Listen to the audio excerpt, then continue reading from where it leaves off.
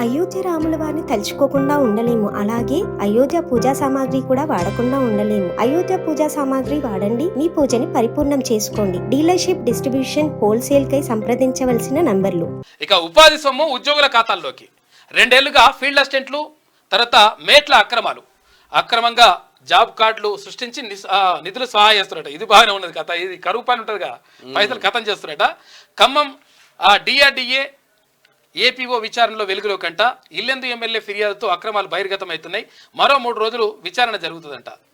వారంతా ప్రభుత్వ ఉద్యోగులే, కానీ పేదలకు జీవనోపాధి కల్పిస్తున్న ఉపాధి హామీ పథకం నిధుల కోసం కక్కుర్తి పడ్డారు. కూలీలుగా పనిచేస్తున్నట్లు జాబ్ కార్డులు సృష్టించి డబ్బులను స్వాహా చేసిండ్రంట.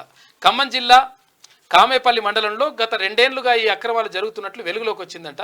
ఉపాధి పథకంలో అవకతవకలపై ఇల్లెందు ఎమ్మెల్యే కోరం కనకయ్యకు ఫిర్యాదు అందగా విచారణ చేపట్టాలని ఖమ్మం జిల్లా అధికారులను ఆయన కోరారు. ఈ మేరకు Khammam DRDA additional PO Sirisha సోమవారం విచారణ చేపట్టగా గత 2 ఏళ్ల నుంచి ఫీల్డ్ అసిస్టెంట్లు తర్వాత మేట్ల ఉపాధి నిధులు మళ్లిస్తున్న తీరు బయటపడిందట. అయితే ఇక్కడ ఖమ్మం జిల్లా కామేపల్లి మండలం బర్లగూడెంలో జాతీయ గ్రామీణ ఉపాధి హామీ పథకం కింద పనులు జరుగుతున్నాయంట. అయితే అక్కడ మొత్తం కూడా ఫీల్డ్ అసిస్టెంట్లు తర్వాత మేట్ల పేరుతోటి మొత్తం కూడా వీటితో పాటు వాస్తవంగా ఇక్కడ ఎండ కొడతా ఉంటది కాబట్టి అక్కడ టెంట్లు వేయాలి, వాళ్ళకి నీళ్ళ వసతులు కల్పించాలి. ఎక్కడ లేకుండా అవి కూడా వీళ్ళు అవన్నీ కూడా ఖతం చేస్తారు పైసలు.